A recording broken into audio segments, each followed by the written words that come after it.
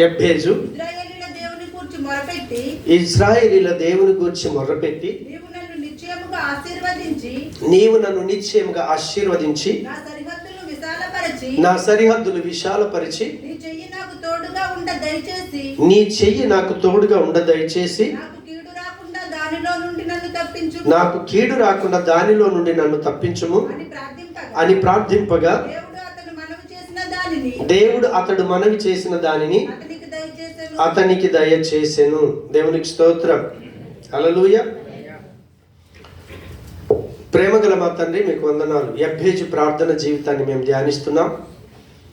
యెబ్బేజును గురించి ధ్యానిస్తుంటుండగా ఆయనలో ఉన్న గుణలక్షణాలు మేము కలిగి ఉండటానికి మాకు సహాయం చేయండి. ఎందుకంటే మేము ప్రార్థన చేసినప్పుడు మా ప్రార్థనకు జవాబు రావాలి. ఆ ప్రార్థన వ్యర్థం కాకూడదు. కాబట్టి యెబ్బేజు లాంటి జీవితాన్ని నాకు మా అందరికి దయచేయమని యేసు నామమున ప్రార్థించి వేడుకుంటున్నాము తండ్రి. ఆమేన్. పోయిన వారం మనం ఒక్క విషయం ధ్యానించాం. ఏంటి ధ్యానించాం? యెబ్బేజు ఏం చేశాడంటే, యెబ్బేజు దగ్గరికి దేవుడు వచ్చి ఆగటానికి కారణం ఏంటి? అక్కడ యూదా యొక్క కుమారులలో ఎవరి దగ్గర కూడా ఆగనటువంటి ప్రభువు యూదా ఆ కుమారులందరికీ లేనటువంటి ఒక భాగ్యం యెబ్బేజు పొందుకోగలిగాడు. ఏంటి అంటే, యెబ్బేజు దగ్గర వచ్చి అక్కడ నుంచి దాటిపోవలసిన దేవుడు దాటిపోకుండా యెబ్బేజు దగ్గర ఆగిపోయి ఆయన ప్రార్థన విని దేవుడు ఆయన అడిగినటువంటి ఆ 4 ఆశీర్వాదాలను దేవుడు ఇచ్చాడు. దేవునికి స్తోత్రం. ఎందుకొరకు ఇచ్చాడు అని అంటే, మనం పోయిన వారం ధ్యానించాం. యెబ్బేజు చేసినటువంటి పని ఏంటి అంటే, అక్కడ ఉన్నటువంటి ప్రజలందరూ కూడా, అక్కడ ఉన్నటువంటి సమాజం, తన కుటుంబీకులు, రక్త సంబంధికులు అందరూ కూడా వీడు దుఃఖపుత్రుడు, దుఃఖాన్ని తీసుకొచ్చాడు, వేదన తీసుకొచ్చాడు, శ్రమ తీసుకొచ్చాడు అని చిన్న చూపు చూస్తున్నటువంటి ఆ సందర్భాల్లో యెబ్బేజు చేసిన పని ఏంటిదంటే, అసలు నేనేంటి, నేనెవరు అనేదాన్ని తాను గ్రహించి, నిజంగా నేను దేవుని కుమారుణ్ణి, మా అమ్మ నాన్న నన్ను కన్నారచ్చు, నో ప్రాబ్లం, కానీ నాకు ప్రాణాత్మ శరీరం ఇచ్చింది నా దేవుడని ఎప్పుడైతే ఆయన దేవుడి వైపు చూశాడో అప్పుడు ఆయనకు అర్థమైపోయింది, నేను ఎవరి కుమారుని కాదు, నన్ను నిందిస్తున్నటువంటి వీళ్ళ బిడ్డను కాదు, నేను నీ బిడ్డను. దేవునికి స్తోత్రం. నేను నీ బిడ్డనని తను ఎప్పుడైతే గ్రహించాడో ఆయన వాస్తవంగా నేను నిజంగా దేవుని బిడ్డని అని తనను తాను ఎంచుకున్నాడు. మనం యేసు ప్రభును నమ్మి బాప్తిసం పొందుతాం. దేవుడు ఆయన బిడ్డగా అయ్యే భాగ్యాన్ని దేవుడు మనకి ఇచ్చాడు. కానీ మనం చేసేది ఏంటో తెలుసా? నువ్వు నా బిడ్డవే, నా కుమారుడు అని దేవుడు పిలిస్తే మనం ఏం చెప్తాం? మనం నిజంగా నేను దేవుని కుమారుణ్ణే అని మీరు ఎంచుకోరన్నమాట. అది బలహీనత. మనం ఎప్పుడైతే దేవుని అంగీకరించామో నిజంగా మనం దేవుని బిడ్డలం. మరి నిజంగా మనం దేవుని బిడ్డలమే అయితే, దేవుని బిడ్డల్లాగానే ప్రవర్తించాలి. సమస్యలు వస్తాయి. యెబ్బేజు ఏం చేశాడు? యాకోబు పత్రిక 5:3లో మనం చూసాం. ఏంటి? శ్రమ వచ్చిందా? మీరేం చేయాలి? ఖచ్చితంగా ప్రార్థన చేయాలి. ఆయన నిందిస్తున్న తల్లిదండ్రుల వైపు చూడలేదు, సమాజం వైపు చూడలేదు, రక్త సంబంధికుల వైపు చూడలేదు, అన్నదమ్ముల వైపు చూడలేదు.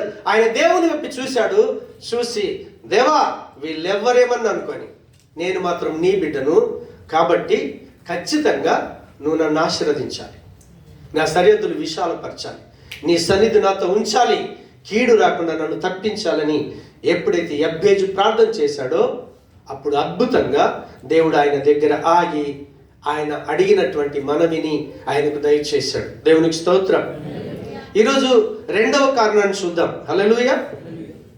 యెబ్బేజులో ఉన్నటువంటి రెండవ మంచి గుణలక్షణం ఏంటిది అంటే, యెబ్బేజు దేవునితో స్థిరంగా ఉన్నాడు, కుటుంబీకులతో కూడా స్థిరంగా ఉన్నాడు. దేవునికి స్తోత్రం. మీరు చాలా గమనించండి. యెబ్బేజు దేవునితోని స్థిరంగా ఉన్నాడు, రెండవది తన ఇంట్లో కూడా స్థిరంగా ఉన్నాడు. హల్లెలూయా. నిజంగా మనమే అయితే మన ఇంట్లో పుట్టినప్పటి నుంచి, ఒరేయ్ నువ్వు పుట్టినప్పటి నుంచి మా ఇల్లు ఇలా అయిపోయిందిరా, నువ్వు కీడు తీసుకొచ్చావు, మాకు దుఃఖం తీసుకొచ్చావు, మాకు వేదన తీసుకొచ్చావు అంటే మీరు అక్కడ ఉంటారా? వెంటనే దుబాయ్లో ఎవడన్నా ఉంటారే, నన్ను ఇలా వేధిస్తున్నారు, నిజం పంపించి నేను వచ్చేస్తాను, స్థిరంగా ఉండడు ఇంట్లో వాడు. కానీ యెబ్బేజు దేవునితో స్థిరమైన సంబంధంలో ఉన్నాడు. తన కుటుంబీకులతో కూడా స్థిరంగా ఉన్నాడు. హల్లెలూయా. మనకు బాగా తెలుసు, మనం కళ్ళతో చూస్తున్న పరిస్థితులు మనం ధ్యానిస్తే, ఇది చెట్టు, ఒక చెట్టు ఏమో భూమిలో నాటబడ్డది, ఒక చెట్టు ఏమో కుండీలో నాటబడ్డది. కుండీ అంటే తెలుసు కదా, ఏమంటారు, మీరేమంటారు? కుండేనా? ఓకే, దేవునికి స్తోత్రం, మీకు అర్థమైతే చాలు. నేను ఫస్ట్ మిమ్మల్ని అడుగుతాను, కుండీలో ఉన్న చెట్టుకి భూమిలో ఉన్న చెట్టుకి తేడా ఏంటనేది మనకు అర్థం కావాలి. భూమిలో ఉన్న చెట్టు అయితే ఏమవుతుంది? ఓకే, భూమిలో ఉన్న చెట్టు ఫస్ట్ ఏం చెప్తుందంటే, నువ్వు ఎక్కడ నాటావు అక్కడనే ఉంటుంది. హల్లెలూయా. భూమిలో ఉన్న చెట్టుకి కుండీలో ఉన్న చెట్టుకి తేడా ఏంటంటే, కుండీలో ఉన్న చెట్టు ఉందనుకోండి, ఆ చెట్టుని మీరు ఎటన్నా తీసుకెళ్ళచ్చు. మీరు సినిమాకి తీసుకెళ్ళచ్చు, పార్కుకి తీసుకెళ్ళచ్చు, హోటల్కి తీసుకెళ్ళచ్చు, బీచ్కి తీసుకెళ్ళచ్చు, ఎటంటే అటు తీసుకెళ్ళచ్చు. ఓకే, ఇప్పుడు కుండీలో ఉన్న చెట్టుని ఎటంటే అటు తీసుకెళ్ళచ్చు. భూమిలో ఉన్న చెట్టు ఒకే దగ్గర ఉంటుంది కాబట్టి భూమిలో ఉన్న చెట్టులోనేమో స్థిరత్వం ఉంటుంది. చెట్టులో, కుండీలో ఉన్న చెట్లు ఏముంటుంది? చంచలత్వం ఉంటుంది, చలనం అదొక దగ్గర ఉండదు. హల్లెలూయా. సరే, ఇప్పుడు భూమిలో ఉన్న చెట్టుకు ఎంతంటే అంత విస్తారమైన మట్టి ఉంటుంది కాబట్టి అదేమవుతుంది? బలపడుద్ది, స్థిరంగా ఉంటుంది. దాని వేర్లేమో చాలా లోతుకి వెళ్ళిపోతాయి.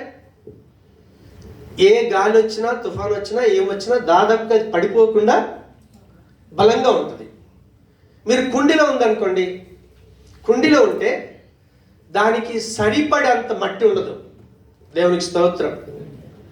దాని వేర్లు లోతుగా వెళ్ళవు. హల్లెలూయా. లోతుగా వెళ్ళవు కాబట్టి చెట్టు బలంగా ఉండే అవకాశం 100% లేదు. చెట్టు యొక్క వేర్లు ఎంత లోతుగా వెళ్తాయో చెట్టు అంత బలంగా ఉంటుంది. చెట్టు యొక్క వేర్లు ఎంత లోతుగా వెళ్తాయో అది అంత ఎత్తు పెరగటానికి అవకాశం ఉంటుంది.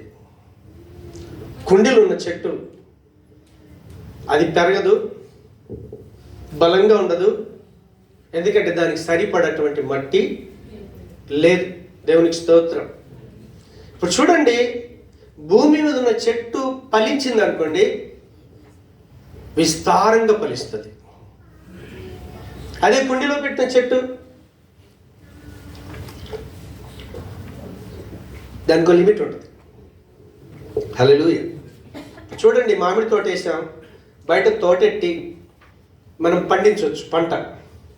ఇప్పుడు టెంపరరీ వచ్చింది కదా, మన స్లాబ్ మీదే చిన్న కుండి ఎట్టుకొని అక్కడ కూడా మొక్కెట్టచ్చు.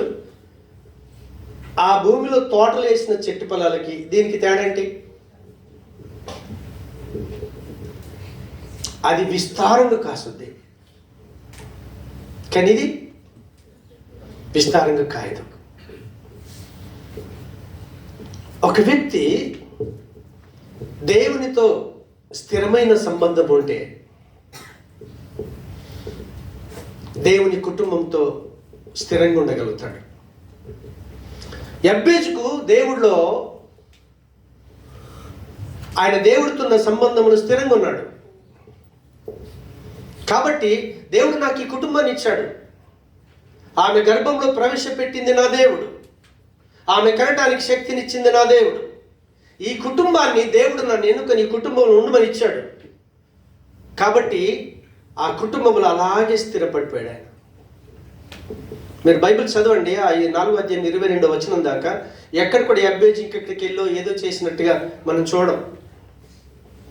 ఆయన 100% ఒకే దగ్గర ఉన్నాడు, ఒకటే కుటుంబంలో ఉన్నాడు. తన దేవుడి వైపే చూశాడు. అంటే ఒక వ్యక్తికి నిజంగా దేవునితో చక్కటి సంబంధం ఉంటే, ఆ వ్యక్తి దేవుడు నిలిచి ఉంటే, ఆ వ్యక్తి ఏం చేస్తాడంటే ఆయన తన ఆధ్యాత్మిక కుటుంబంలో స్థిరంగా ఉంటాడు. దేవుడితో చక్కగా ఉన్నాడు, అమ్మ నాన్న అన్నదమ్ములందరితో చక్కగా ఉన్నాడు. కాబట్టి దేవునితో సంబంధం ఉన్న వ్యక్తి, తను దైవిక కుటుంబం అంటే ఏ వ్యక్తి అయితే క్రీస్తు రక్తంలో కడగబడతాడో, ఆ క్రీస్తు రక్తంలో కడగబడినటువంటి గుంపునే ఏమంటున్నాం మనం? సంఘము. మీరు కొరింథీ పత్రిక 12:12 కానీ, కొరింథీ పత్రిక 12:20 కానీ చూస్తే అక్కడ ఏముంటుందంటే, అనేకులమైన మనము క్రీస్తులో ఒకటై ఉన్నాము. అనేకులమైన మనం క్రీస్తులో ఒకటై ఉన్నాము. శరీరము అనేకమైన అవయవాలు కలిగి ఉంది, కానీ ఒకటే శరీరం అని పిలువబడుతుంది. ఒకటే శరీరం అని పిలువబడుతుంది, కానీ అనేకమైన అవయవాలు ఉన్నాయి. అలాగే క్రీస్తు ఉన్నాడు. అంటే మనం ఈ లోకంలో దేవునిని ఎరగకంటే ముందు మన యొక్క వ్యక్తిగత అభిప్రాయాలతోని లోకములో సంచరిస్తూ నశించిపోతూ ఉంటే, నాశనం అయిపోతూ ఉంటే, మనని ప్రభు ఏం చేశాడు? నశించిపోతున్న మనల్ని ఆయన వెదికి రక్షించుకొని తన రక్తం చేత మనల్ని కడిగి ఆయన శరీరముతో మనల్ని అంటకట్టుకున్నాడు. మీరు ఇప్పుడు క్రీస్తు శరీరంలో ఏమై ఉన్నారు? ఒక అవయవమై ఉన్నాం. ఒక అవయవమై ఉన్నటువంటి వ్యక్తి ఎప్పుడైతే దేవుడితో సరైన సంబంధాన్ని కలిగి ఉంటాడో, క్రీస్తుతో సరైన సంబంధాన్ని కలిగి ఉంటాడు. క్రీస్తుతో సరైన సంబంధం కలిగినటువంటి వ్యక్తి తన స్థానిక సంఘంలో స్థిరంగా ఉంటాడు. కదలడు. ఎప్పుడైతే దేవుని యొక్క ఆ సంబంధంతో మనం స్థిరంగా ఉంటామో, సంఘం అనే క్రీస్తు శరీరంలో మనం కట్టబడుతూ రెగ్యులర్గా ఉంటామో, దేవుడు ఆయన ఏం చేస్తాడో తెలుసా? ఆయన కృప కలిగిన దేవుడు. హల్లెలూయా. ఆయన కనికరం గల దేవుడు. ఆయన వరాల చేత నింపుతాడు, మనల్ని ఆత్మలో ఫలింప చేస్తాడు. ఒక చెట్టు భూమిలో స్థిరపడ్డ తరువాత విస్తారమైన ఫలాల్ని ఏ రీతిగా అయితే ఆ చెట్టు ఇస్తుందో, ఒక వ్యక్తి యేసు ప్రభువును నమ్ముకున్న తరువాత స్థానిక సంఘంలో స్థిరపడి ఉంటాడో, ఆ వ్యక్తికి దేవుడు బహుగా ఫలించే ఆశీర్వాదాన్ని ఇస్తాడు. కృపలు, కనికరములు, వరములు, ఆత్మ ఫలములు. కృపలు, కనికరములు, వరములు, ఆత్మ ఫలములు. వరములు, ఆత్మ ఫలములు. ఆనందం ఆనందం ఆనందం హల్లెలూయా. ఆనందం ఆనందం ఆనందం హల్లెలూయా. ఆనందం ఆనందం ఆనందం హల్లెలూయా. ఆనందం ఆనందం ఆనందం హల్లెలూయా. ప్రవహించే ఈ దివ్య వాక్యం నా విశ్వాసపు వేళ్ళు గడుపు అనునిత్యం. నదులై ప్రవహించే ఈ దివ్య వాక్యం నా విశ్వాసపు వేళ్ళు గడుపు అనునిత్యం. స్తుతించెదా, ఆత్మల ఫలించెదా. స్తుతించెదా, ఆత్మల ఫలించెదా. నీ ప్రేమాతిశయము చేత మూర్చిలేదా. నీ ప్రేమాతిశయము చేత మూర్చిలేదా. ఆనందం ఆనందం ఆనందం హల్లెలూయా. ఆనందం ఆనందం ఆనందం హల్లెలూయా. యోహాను 15 అంటాడు యేసు ప్రభుల వారు, ఒక వ్యక్తి బహుగా ఫలించడం ద్వారా తండ్రి ఆనందిస్తాడు. భూమిలో నాటబడినటువంటి చెట్టు ఎప్పుడైతే అది స్థిరంగా ఉంటుందో, దాని వేళ్లకు తగినంత నీరు అందిస్తుంది, అది లోతుగా పారుతుంది, దానికి విస్తారమైన ఫలాలు వస్తాయి. ఒక వ్యక్తి స్థానిక సంఘములో స్థిరంగా ఎప్పుడైతే ఉంటాడో ఆ వ్యక్తి విశ్వాసములో ఎదుగుతాడు.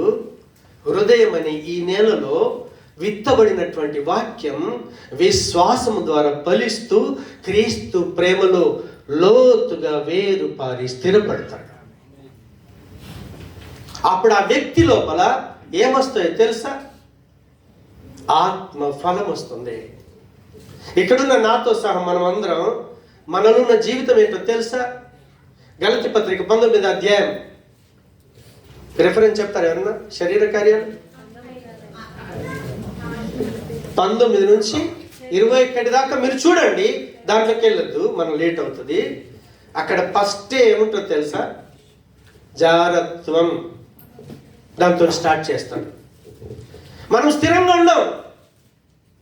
జారత్వం అంటే ఏంటో తెలుసా? స్థిరత్వం లేకపోవటం. అది ఏ విషయంలో అయినా సరే. జాబ్ ఉందనుకోండి, వెయ్యి చాలు ప్రభా అనం. ఫస్ట్ నువ్వేం చేయాలి? ప్రభా నువ్వు నాకు 1000 ఇచ్చావు, నీకు స్తోత్రం అనాలి. చక్కటి భార్యని ఇచ్చావు, ఆమెతో నువ్వు స్థిరంగా ఉండాలి, ఇంకో అమ్మాయిని చూడకూడదు. హల్లెలూయా.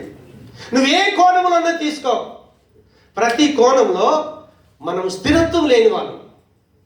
కానీ ఎప్పుడైతే యేసు ప్రభువు వారిని నమ్ముకున్నామో, ఆత్మస్వరూపుడైన పరమాత్మలో మన జీవితం ఎప్పుడైతే స్థిరంగా ఉంటుందో, క్రీస్తులో స్థిరంగా ఉంటుందో, సంఘంలో స్థిరత్వం ఉంటుందో, అప్పుడు మన లోపల ప్రేమ వస్తుంది, సంతోషం వస్తుంది, సమాధానం వస్తుంది, దీర్ఘశాంతం వస్తుంది, దయాళుత్వం వస్తుంది, మంచితనం వస్తుంది, విశ్వాసం వస్తుంది, సాత్వికం వస్తుంది, ఆశా నిగ్రహం వస్తుంది. ఒక వ్యక్తి యేసు క్రీస్తుతో స్థిరంగా ఉన్నాడు అనుకోండి, ఆ వ్యక్తి లోపల 3 వస్తాయి. క్రైస్తవ జీవితంలో ఒక క్రైస్తవుడికి ప్రాముఖ్యమైన ఏంటో చెప్తారా? 1 కొరింథీ పత్రిక 13:13. దయచేసి బైబిల్ తీయొద్దు.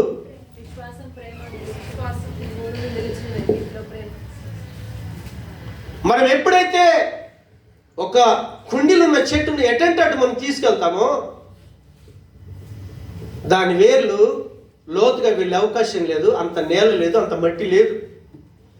కానీ ఎప్పుడైతే నువ్వు స్థానికంగా సంఘంలో స్థిరంగా ఉంటావో, దేవుడు తన ప్రేమ లోపల ఆయన వాక్కు చేత దర్శిస్తూ విశ్వాసం అనే వేళ్లను వాక్యం చేత తడుపుతాడట. ఆయన తడిపి అది ఎదగటానికి, లోతుగా వెళ్ళటానికి దేవుడు అవకాశం ఇస్తాడు. అప్పుడు నీ లోపల విశ్వాసం వస్తుంది, నిరీక్షణ వస్తుంది, ప్రేమ వస్తుంది. నువ్వు స్థిరంగా లేవనుకో, విశ్వాసము రాదు, నిరీక్షణ రాదు, ప్రేమ రాదు. హల్లెలూయా. ఇప్పుడు మీ బాడీని మీరు ఈరోజు సండే ఇక్కడికి రాకుండా మీరు ఎక్కడికన్నా తీసుకెళ్ళచ్చు, అది మీ ఇష్టం. హల్లెలూయా. ప్రపంచంలో ఉత్తమమైనది ఏంటిదో చెప్తారా? ఒక క్రైస్తవుడికి, ఒక దేవుని బిడ్డకు ప్రపంచంలో ఉత్తమమైనది ఏంటో చెప్తారా?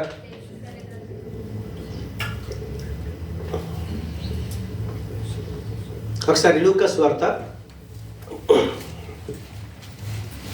10వ అధ్యాయం 42వ వచనం. బైబిల్ ఏం చెప్తుంది చూద్దాం.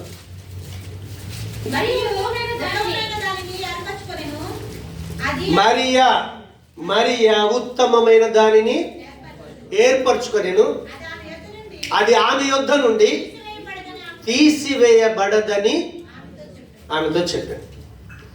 చూడండి, మరి మార్త మంచిది కదా? మీరు చెప్పండి, మార్త మంచిదా చెడ్డదా? దేవుని పిల్లలకు ఉత్తమమైంది ఏంది ప్రపంచంలో అంటే, సండే నాడు చికెన్ మటన్ చేసుకోవచ్చా? చేసుకోరాదా?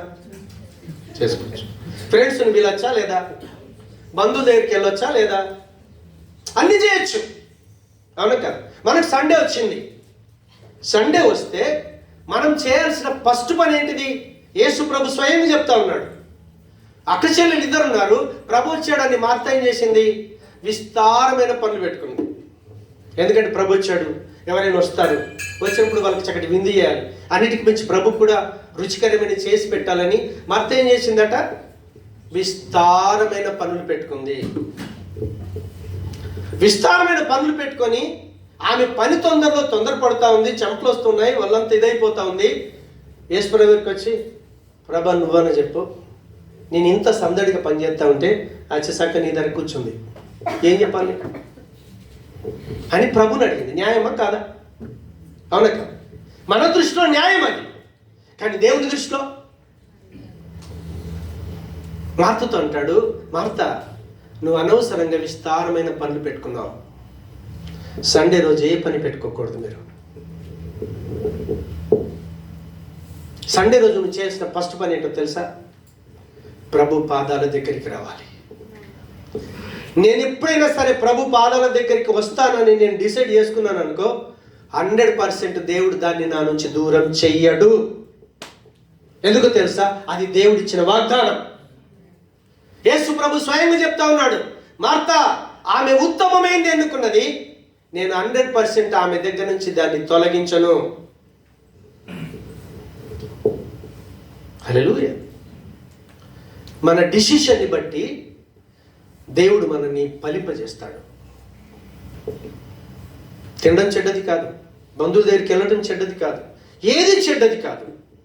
ఎందుకంటే అందరిని ఇచ్చింది ఆయనే, కుటుంబాన్ని పరివారాన్ని ఇచ్చింది ఆయనే. చక్కటి భోజనం ఇచ్చాడు. నువ్వు చికెన్ తింటావా, బిర్యానీ తింటావా, మటన్ చేసుకుంటావా, నో ప్రాబ్లం. కానీ నీ ఫస్ట్ ప్రిఫరెన్స్ ప్రభు దగ్గర పడిపోవాలి. చస్తే చావని అక్కడ, నో ప్రాబ్లం. కాబట్టి మనం ఆ డిసిషన్లోకి వెళ్తే మనకి ఏదైతే దేవుని యొక్క పాదాల దగ్గరికి వెళ్ళకుండా, ఆయన సముఖానికి వెళ్ళకుండా సాతానుడు ఎన్ని ప్లాన్లు వేసినా సరే ఆయన నీ చుట్టూ ఏం చేస్తాడో తెలుసా? కంచె వేస్తాడు, నిన్ను డిస్టర్బ్ కానివ్వడం. రెండోది, నువ్వు వెళ్ళి అక్కడ పడిపోయేదాకా నీ మనసు కుదుటుకుండదు. అండ్ నేను ఎవరైనా బీచ్ తీసుకుని ఎటని తీసుకొని, ప్రభా నా మనసు అంతా అక్కడే ఉంది, నేను అక్కడికి వెళ్ళిపోవాలి. నీ మనసు నిన్ను పీకే ఆడుతుంది, ఇక్కడ తీసుకొచ్చి కూర్చోబెట్టుద్ది. దాని ద్వారా బెనిఫిట్ ఏంటో తెలుసా? 1 కొరింథీ 13:13 అంటాడు, ఒక వ్యక్తి దేవునితో మంచి సంబంధాన్ని కలిగి ఉంటే వాళ్ళ లోపల ఏముంటాయటంటే 3 నిలిచి ఉంటాయి. ఏమేంటి? విశ్వాసము, నిరీక్షణ, ప్రేమ. ఆ 3 నిలిచి ఉంటాయి. నీ లోపల ఈ 3 నిలిచి లేవనుకో అసలు నువ్వు స్థిరంగా ఉండలేవు. ఇప్పుడు చూడండి, యబ్బేజు గురించి మనం ఆలోచన చేద్దాం. ఆయన గురించి ధ్యానిస్తున్నాం కదా. వాస్తవంగా ఇంటర్లో ఇటు చెడ్డోడు, దుఃఖపుత్రుడు, నాశనపుత్రుడు అని అన్ని విధాలుగా అంటున్నా, ఆయనకి ఎవరితో రిలేషన్ ఉంది? దేవుడితో రిలేషన్ ఉంది. దేవునికి స్తోత్రం. ఇప్పుడు దేవుడి మీద ఆయనకు విశ్వాసం ఉంది. ఏంటో తెలుసా? నా దేవుడు నన్ను ఈ కుటుంబంలో ప్రవేశపెట్టాడు, దేవుడు నాకు మంచి చేస్తాడు. ఆయన మీద విశ్వాసం ఉంది, ఆయన మీద నిరీక్షణ ఉంది, అన్నిటికి మించి ఆయనకు ప్రేమ ఉంది ఆయన మీద. హల్లెలూయా. కాబట్టి ఎప్పుడైతే యబ్బేజుకు దేవుడి మీద ఆ యొక్క విశ్వాసము, నిరీక్షణ, ప్రేమ ఉందో అప్పుడు యబ్బేజు ఏం చేస్తాడు తెలుసా? తన కుటుంబీకులు వీళ్ళందరూ కూడా ఏమంటున్నారు? వీడు దుఃఖపుత్రుడు, నాశనపుత్రుడు, చెడు చేశాడు అని ఆయనని చిన్న చూపు చూస్తున్నా కూడా వాళ్ళ కుటుంబం మీద ఆయన విశ్వాసం చక్కని ఉన్నాడు. రేపొద్దున నాకేమైనా సరే నన్ను చూసుకునేది నా కుటుంబీకులే. ఎందుకో తెలుసా? ఆ కుటుంబంలో ప్రవేశపెట్టింది ఆయన. వాళ్ళు అలా తిడుతున్నా సరే ఆయన ఏం చేశాడో తెలుసా? కుటుంబీకులు ప్రేమిస్తూనే ఉన్నాడు. ఒక్కవేళ ఆ కుటుంబీకుల మీద ఆయనకు విశ్వాసం లేకపోతే, నిరీక్షణ లేకపోతే, ప్రేమ లేకపోతే, ప్రభా నా కుటుంబాన్ని నువ్వు ఆశీర్వదించని అడుగుతాడా? మీరు ఆలోచన చేయండి. నా కుటుంబాన్ని నువ్వు ఆశీర్వదించాలి, నా కుటుంబం యొక్క సరిహద్దులు విశాలపరచబడాలి, ఖచ్చితంగా నా కుటుంబంలో నీ సన్నిధి ఉండాలి. నా కుటుంబం ఏ కీడు రాకుండా తప్పించబడాలని దేవుని దగ్గర అడగగలుగుతాడా? చెప్పండి. దేవునికి స్తోత్రం. అంటే యబ్బేజుకు దేవునిలో స్థిరమైనటువంటి నమ్మకం ఉంది, విశ్వాసం ఉంది, నిరీక్షణ ఉంది, ప్రేమ ఉంది. తన కుటుంబీకులతో కూడా అదే సంబంధాన్ని కలిగి ఉన్నాడు. ఈరోజు మనము నశించిపోయి నాశనం కావలసినటువంటి మనము సాతాను బంధకాల్లో నుంచి దేవుడు విడిపించి యుగ యుగాలు తరతరాలు నరకంలో కాలవలసినటువంటి మనల్ని ప్రభు ప్రేమించి తన రక్తం చేత కడిగి పరిశుద్ధుల గుంపులో చేర్చాడు, దేవుని కుటుంబంలో చేర్చాడు. ఈ ప్రపంచంలో ఎవ్వడు కూడా, బైబిల్ ఏం చెప్తుందో తెలుసా, ఒంటరిగా పరలోకం వెళ్ళలేడు. ఎందుకో తెలుసా, ఎత్తబడేది సంఘము. హల్లెలూయా. నేను యేసుప్రభుని నమ్ముకున్నాను, నా మటుకు నేను ఇంటికి ప్రార్థన చేసుకుంటున్నాను, ఏదో ట్యూబ్లో వాక్యం చూస్తున్నాను అని మీరు భ్రమలో ఉంటే దయచేసి ఆ భ్రమ నుంచి మీరు బయటికి రండి. నువ్వేం చేయాలో తెలుసా, నిన్ను క్రీస్తు శరీరంతో అంటకట్టుకున్నాడు ఆయన. నిన్ను ఏ స్థానిక సంఘంలో స్థిరపరిచాడో ఆ స్థానిక సంఘంలో ఉన్నటువంటి సభ్యులందరితో నువ్వేం చేయాలి? ఏం చేయాలి? విశ్వాసం కలిగి ఉండాలి. ఆ స్థానికంగా ఉన్న సభ్యులతోని నువ్వు నిరీక్షణ కలిగి ఉండాలి. ఆ స్థానికంగా ఉన్నటువంటి సభ్యులతోని ప్రేమ కలిగి ఉండాలి.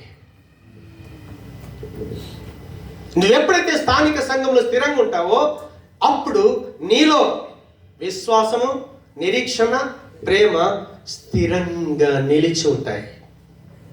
లేకపోతే నిలిచి ఉండలేవు, అవి నిలిచి ఉండలేవు. ఎప్పుడైతే నీలో అవి నిలిచి ఉండలేవో నువ్వు ఏ సంఘానికి వస్తున్నావో ఆ స్థానిక సంఘం కొరకు నువ్వు ప్రార్థన చేయలేవు. యెబ్బేజు ఏం చేసిండు? నా కుటుంబాన్ని ఆశీర్వదించమని ప్రార్థన చేశాడు. నీకు నిజంగా దేవుడితో సంబంధం ఉంటే నీ సంఘములో ఉన్న నీ కుటుంబీకుల యొక్క ఆశీర్వాదం కొరకు నువ్వు ప్రార్థన చేస్తున్నావా? ఆలోచన చేయండి. ఒక వ్యక్తి సంఘానికి రాకుండా తప్పిపోతా ఉంటే ఎంతమంది ఇక్కడ మీరున్న వాళ్ళు తప్పిపోతున్న వ్యక్తిని వెంటాడి ఏమైంది నాన్నని తీసుకొచ్చిన వ్యక్తులు ఎంతమంది ఉన్నారు? ఆశీర్వాదం కొరకు ప్రార్థన చేయటం మాను. కనీసం నాశనం కాకుండా నన్ను కాపాడుకునే తెలివి లేదు అని అంటే మనలో ఏం లేదు? మీరు ఆలోచన చేయండి. యెబ్బేజు తన కుటుంబీకులు తను వేదన పరిచిన, బాధపరిచిన, చిన్న చూపు చూసిన ఆయన తన కుటుంబీకుల యొక్క క్షేమం కొరకు ప్రార్థన చేశాడు. ఆయన నువ్వు ఎప్పుడైతే దేవుళ్ళు స్థిరంగా ఉంటావో స్థానిక సంఘంలో స్థిరంగా ఉంటావు. స్థిరంగా ఉండటమే కాదు, ఆ స్థానిక సంఘ సభ్యులతోని, కుటుంబాలతోని నువ్వేం కలిగి ఉంటావు తెలుసా? విశ్వాసం కలిగి ఉంటావు, నిరీక్షణ కలిగి ఉంటావు, ప్రేమను కలిగి ఉంటావు. అందుకే క్రైస్తవ జీవితం ఒంటరిది కాదు. ఒక క్రైస్తవుడిగా నువ్వు ఒంటరిగా అలా జీవించలేవు. నీ జీవితం క్రీస్తు శరీరంతో అంటకట్టబడాలి. సంఘంలో ఉన్న వ్యక్తులతో నీ లైఫ్ అంటకట్టబడాలి. మంచి సంబంధాలు కలిగి ఉండాలి. అప్పుడు నువ్వేం చేస్తావు తెలుసా? ఆ వ్యక్తుల కొరకు నీలో నిజంగా విశ్వాసం ఉంటే, నిరీక్షణ ఉంటే, ప్రేమ ఉంటే ఆ కుటుంబాల ఆశీర్వాదం కొరకు దేవుని దగ్గర గోజాడుతావు. యెబ్బేజు చేసిన పని అదే.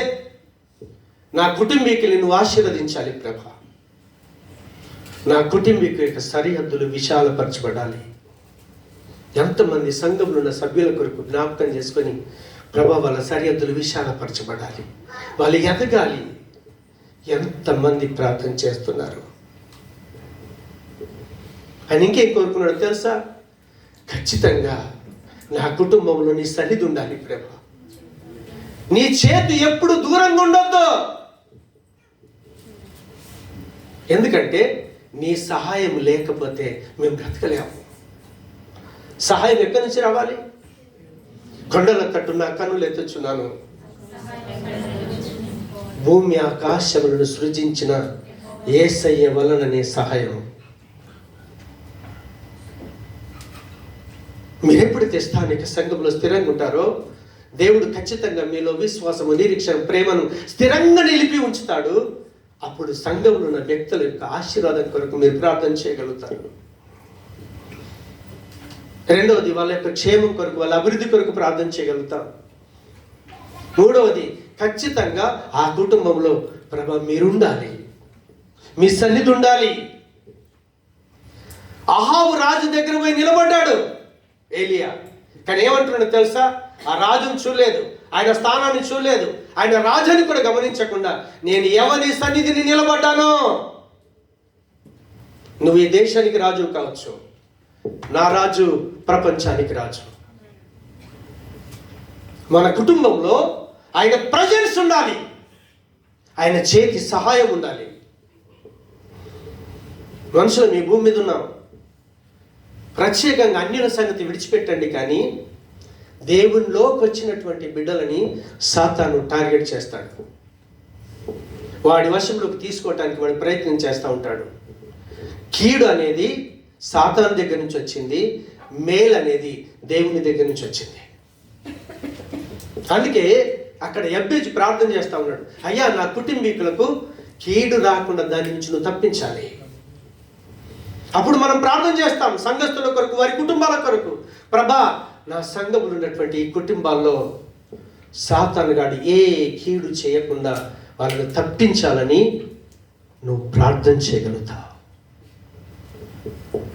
లేదంటే ప్రార్థన చేయలేవు. అందుకే యేసు ప్రభు స్వయంగా చెప్పాడు, వార్తతో అంటున్నాడు, వార్త నువ్వు విస్తారమైన పనులు పెట్టుకున్నావు, దేని కొరకు ప్రయాసపడుతున్నావు, అవి ప్రాముఖ్యమైనవే. కానీ వాటికంటే ప్రాముఖ్యమైనది ఆయన పాదాల దగ్గర కూర్చోవటం, యేసు ప్రభు దగ్గరికి రావటం, సంఘం అనే క్రీస్తు శరీరంతో కలవటం, ఆయన సహవాసాన్ని కోరుకోవటం. ఆదిమ సంఘస్థులు అంతగా వాళ్ళ అభివృద్ధి చెందటానికి రీజన్ ఏమిటో తెలుసా? ఏ ఆదివారం వాళ్ళ సన్నిధి మానలేదు, సహవాసంగా కూడుట మానలేదు వాళ్ళు. కానీ సాతానుడు ఏం చేస్తున్నాడో తెలుసా? క్రైస్తవుల నుంచి లేపి చర్చికి వెళ్ళాల్సిన పని లేదు. ఎవడు చెప్పాడు? నువ్వు ఇంట్లో కూడా కూర్చోవచ్చు. ఆ బోధ చేసే వాళ్ళు క్రీస్తు నామంలోనే వెళ్ళారు, యేసు ప్రభు నామంలో అలాంటి ప్రవక్తలు బయలుదేరారు. సంఘానికి వెళ్ళాల్సిన పని లేదు, ప్రార్థన చేయాల్సిన పని లేదు, అసలు పాపము గురించి మాట్లాడవలసిన పని లేదు. పదే పాపం గురించి ఏం మాట్లాడతావు? యేసు ప్రభు ఏం చేశాడు? రక్తం కాచాడు, మన పాపాన్ని కడిగాడు. నువ్వు పాపం చేసేస్తే రాత్రికి ఏం చేయాలి? వచ్చి ప్రభా నీ రక్తంలో కడుగు, మళ్ళీ తెల్లారి అదే పాపం. ఎందుకంటే పాపం గురించి మాట్లాడొద్దు. అలాంటి సంఘాలు కూడా ఉన్నాయి, అలాంటి క్రైస్తవులు ఉన్నారు. కాబట్టి మన క్రైస్తవ జీవితం చాలా ప్రాముఖ్యమైనది. నీకెన్ని పనులున్నా, నిజంగా భూమిలో నాటబడిన చెట్టువే అయితే, దేవునితో సరైన సంబంధాన్ని కలిగి ఉన్న వ్యక్తివి అయితే, నీ ఆధ్యాత్మిక కుటుంబంతో స్థిరమైన సంబంధాన్ని కలిగి ఉంటావు. ఎవరైనా తప్పిపోతే తప్పిపోయిన వాళ్ళని వెతికి కాపాడుకుంటావు. ఎందుకో తెలుసా? నేను, నా అన్న, నా తమ్ముడు ఉన్నారు. నేను వెళ్ళేమో స్వర్గంలోకి కూర్చుంటే, వాళ్ళు వెళ్ళి నరకంలోకి కూర్చుంటే ఎంత భయంకరం. సంఘములు అందరూ ఉన్నాం, అందరూ ఒకే ఆధ్యాత్మిక స్థితిలో ఎదగలేరు. వాళ్ళు ఎదగని వాళ్ళని, ఎదిగిన వాళ్ళు ఏం చేయాలి? వాళ్ళని కాపాడుకోవాలి. సాతానుడు రకరకాల ఆలోచనలు తీసుకొస్తాడు. బయట లేని కార్యాలను ఇక్కడ చేసేటట్టుగా వాడు ప్లాన్ చేస్తూ ఉంటాడు. ఆ ప్లాన్ను మనం ఏం చేయాలి? చిత్తు చేయాలి. తెలియక తప్పిపోతున్న బిడ్డకు ప్రేమను పంచి మళ్ళీ నడిపించాలి. క్రీస్తు యొక్క స్వరూప పరిపూర్ణతలకు ఆ బిడ్డ రావాలని ఆ బిడ్డ కొరకు కన్నీటితో ప్రార్థన చేయి. అవసరమైతే ఉపవాసం ఉండవు. ఎందుకో తెలుసా? వాడు నీ సహోదరుడు, నీ సహోదరి. అది ఎప్పుడు వస్తుందో తెలుసా? ఆత్మలో ఉన్నటువంటి ఫలం ప్రేమ ఉందే, ఆ ప్రేమ మనలో కావాలి. ప్రేమే లేకపోతే యెబ్బేజు కుటుంబంలో ఉండేవాడు కాదాయన. కుటుంబ క్షేమం కొరకు ప్రార్థన చేసేవాడు కాదాయన.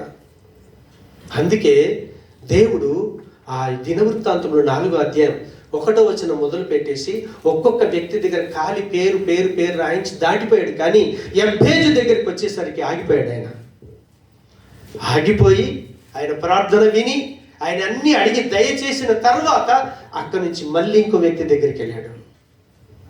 ఈరోజు దేవుడు మనల్ని దాటిపోవద్దని అనుకుంటే మనం చేయాల్సిన పని ఒకటే, యబ్బేజులాగా మనం ఏం చేయాలి? దేవుడితో స్థిరమైన సంబంధం.